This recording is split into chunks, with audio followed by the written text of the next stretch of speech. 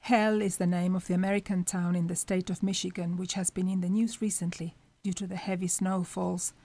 Headlines read, "Hell freezes over," and "Hell has come to a halt due to thick carpet of snow." The newspapers also had their fun with the words "Frozen Road to Hell." When the BBC reporter arrived, there was no one in hell. Hell was a ghost town. "It might look nice in hell," commented Rajini, "but it does not feel that good," she said. Who would have thought of a hell with a thermometer showing -23 centigrades? Initially, this place was called Clear Town, after the clear stream which ran nearby.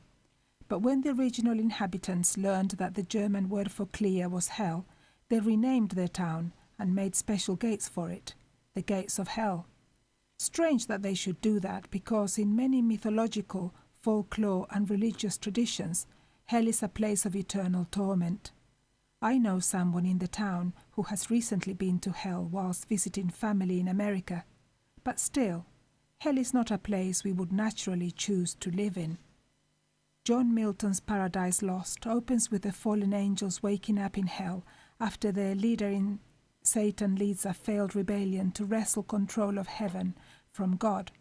Satan's desire to rebel against his creator stems from his unwillingness to be subjugated by God and his Son, claiming the angels are self-begot, self-raised, thereby denying God's authority over them as their creator. Not a being I would choose to be with either. Although no one has ever come back claiming to know what hell is like, it is usually depicted as a hot, fiery place where people suffer eternally for their wickedness. When people ask me what hell is like, I like to keep it simple, and from my knowledge of the Bible, I confidently say that hell is where God isn't. The story is often told about a man who one day was having a conversation with God about heaven and hell, and said, "God, I would like to know what heaven and hell are like."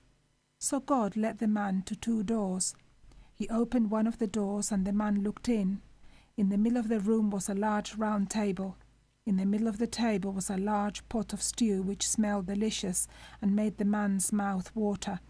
The people sitting around the table were thin and sickly. They appeared to be very hungry.